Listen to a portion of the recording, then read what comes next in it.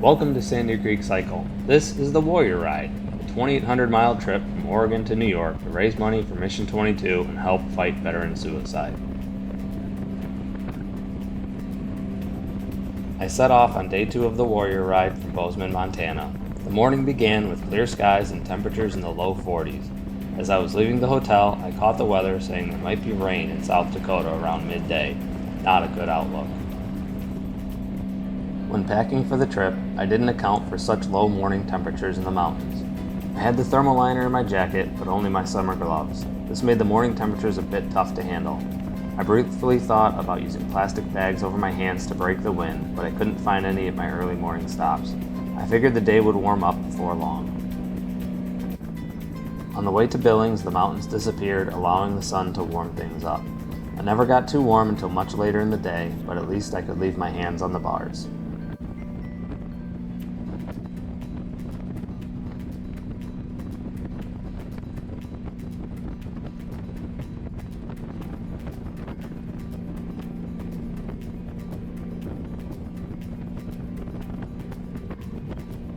Billings was the largest town I-90 traveled through in Montana.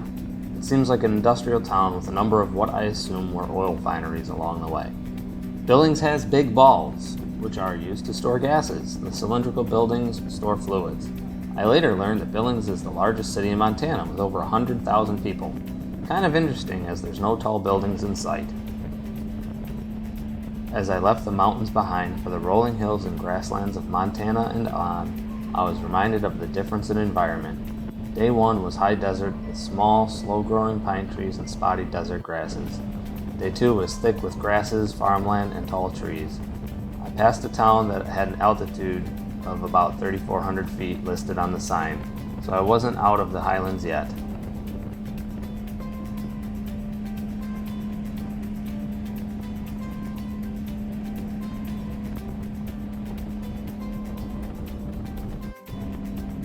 I passed a sign that said there was a scenic outlook ahead and thought nothing of it. Then I saw an RV pulled to the side with someone striking a goofy pose. Confused, I looked at the sign to find out I was crossing into Wyoming. This doesn't seem like much, but I had totally forgotten Wyoming was part of this trip. It was a big part too, at over 200 miles. Don't know how I could forget.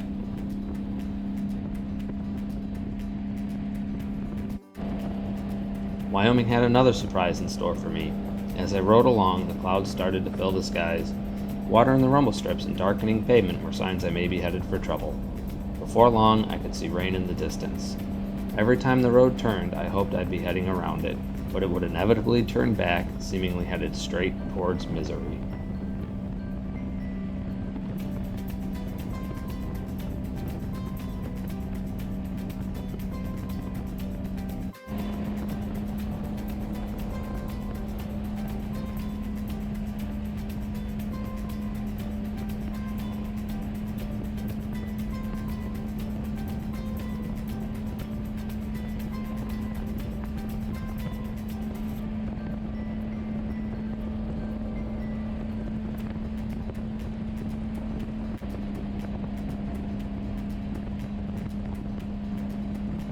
I was preparing for the worst. Thankfully, I'd put on the waterproof liner that morning. I don't know if the wind shifted or I was just lucky, but the road took me just far enough south to avoid the rain. Almost instantly, the sky cleared up as I neared South Dakota.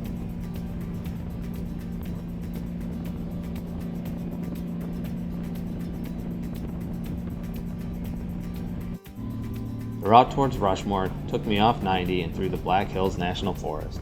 I had visited Rushmore as a kid, but I must not remember much of the drive there. The Black Hills were a bit disappointing compared to my memory. There were very clear remnants of past fires and a small section of turning roads, but that's about it.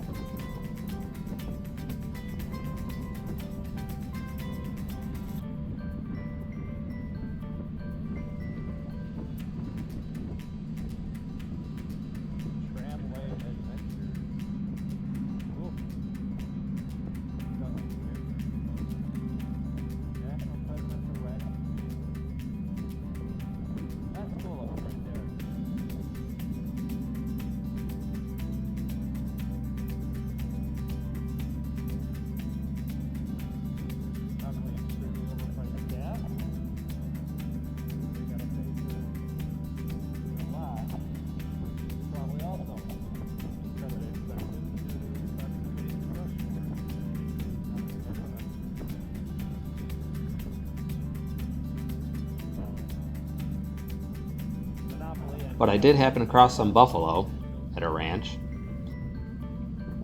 The route took me past Crazy Horse, which, if I'm honest, isn't much to see.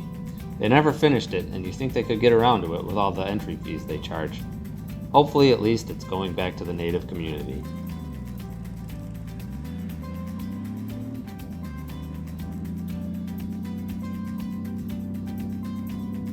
Finally, after about 6 hours in the saddle, I approached Mount Rushmore.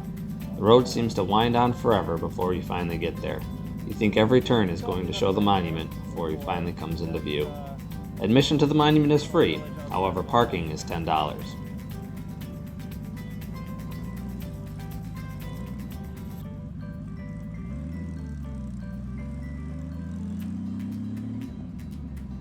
Trying to balance all. Oh, you stuff.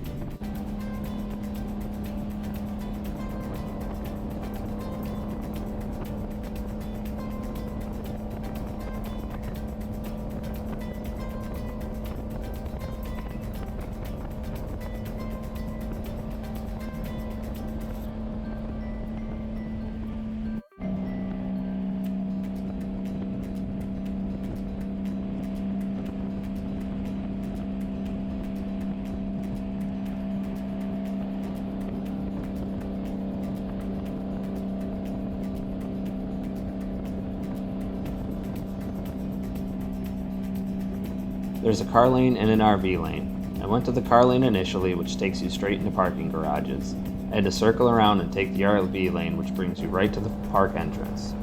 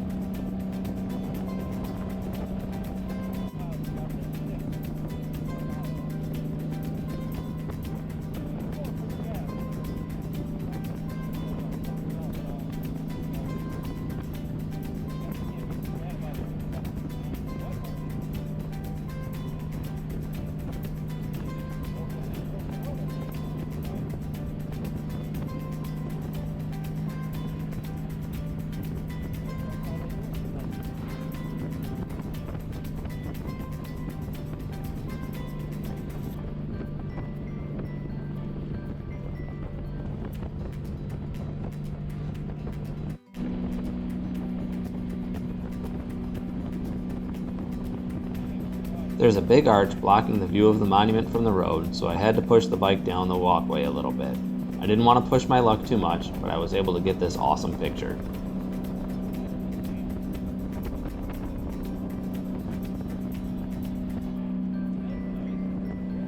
While I was doing my thing, a park ranger seemed to notice my helmet. Maybe he thought it was a bomb or something. Luckily, I finished taking my picture right as he was walking away.